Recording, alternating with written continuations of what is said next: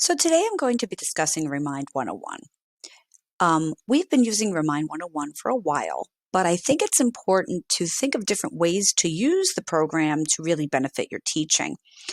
There's a lot of pluses to using it. Number one, you can reach parents one-on-one and have those conversations, not only in English, but if you do have parents from another country, you can change the language. So that's number one. Number two, you can individually set up your Google Meets, which is really nice.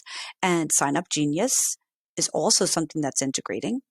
And for those students who are at home and really are relying on their phones, you can actually schedule to have your Kahoot or Newsela or your screencast, Flipgrid, all of that stuff can actually be attached to the Remind app. So if they're having trouble and need to not be on their Chromebook to access these things, they can.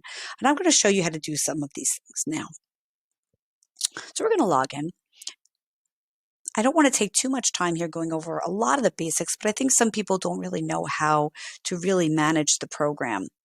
When you go into the settings at the very beginning here, it basically tells you if there's going to be class visitability or not, who the owners are. And this is important. At the end of the year, you're going to want to make sure that you are archiving your classes. You can also reuse a class code.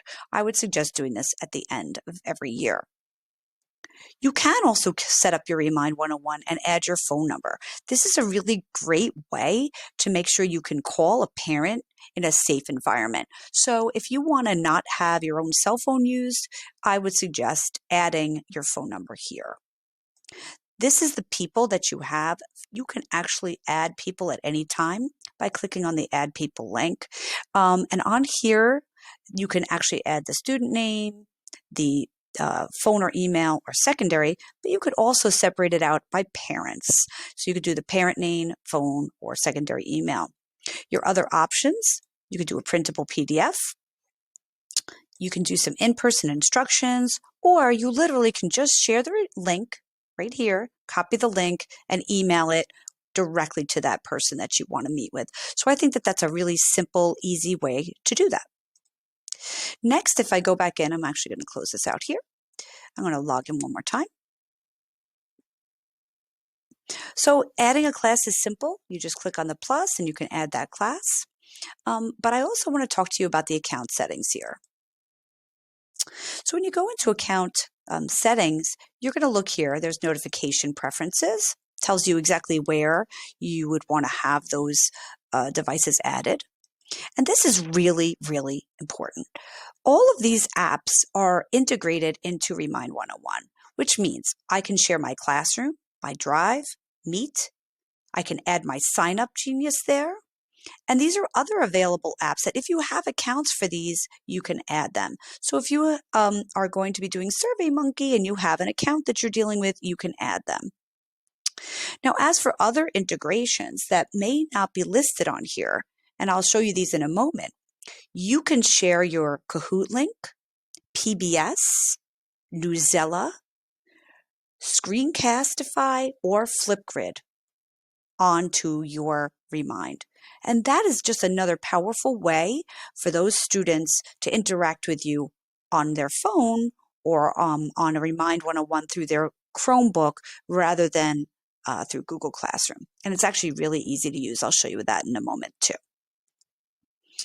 So these are you also have your message history. So if you need to look back, you can actually export a report that'll talk to you about what kind of correspondence or other things you had with parents as well, which is really a cool feature. Another thing I love about Remind 101 is the ability to have conversations.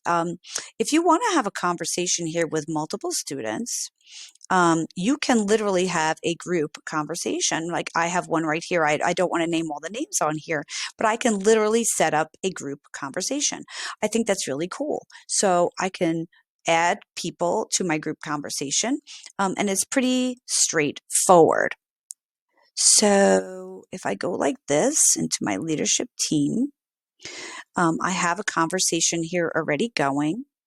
I can literally search for people and add them into a conversation with everybody. And it says conversations. And it says chat with that person. So if I want to chat with a teacher or multiple people and have a group conversation, I can. It acts actually like a WhatsApp, and I think that that's really a cool way to do that. So let me show you the other cool features here. So if I'm going to be creating my message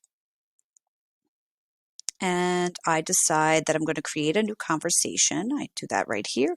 Again, I can add up to 9 people in a conversation. Okay. I'm not going to do this right now, but again, this is the whole listing here. So I want to show you this. 9 people. And what's cool is it's in real time. Okay. So the other thing we're going to do is I'm going to do a message now just to show you.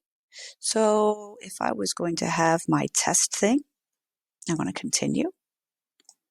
And I start typing my message. Right here is where you add the content. So if I click right here, I can now add immediately a Google Meet. And that's all it is. It's been created by Remind. Here's my Google Meet link, and I could literally send it right away.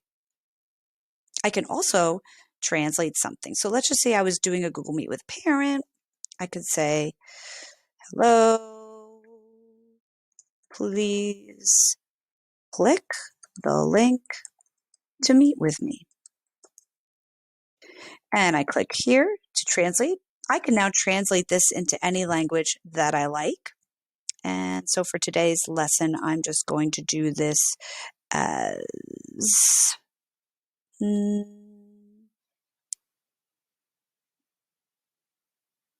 Bengali. And as you can see, it's translated. Again, I could change the language at any time. If I want to change it again, it'll change it again. And then I can just schedule the message for any time that I want to send it. So if I don't want to send it now and I want to send it later, I can. And now, if I'm doing this with a parent, I could select the parent, select the invitation, do the Google meeting, boom, send it right to the phone. So I wanted to show you these quick features. Hopefully you find them helpful.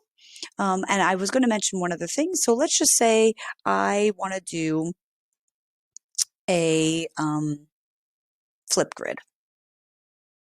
And I'm going to add that to my Remind 101. So when I go in and I sign in, you could create your Flipgrid here. Here's mine. I can share my Flipgrid with Remind 101. And now there's my Flipgrid, and I can share that out with students. It's as easy as that. So if you're doing something, as I mentioned, I'm going to type them in here so you see. These are the ones that you can add. So it's Kahoot, PBS, Newsella, Screencastify, Flipgrid, Duolingo, and Quizlet. That's a lot to be able to add and have your students get to them right on their phone. Hopefully this was helpful. If you have any questions, please let me know.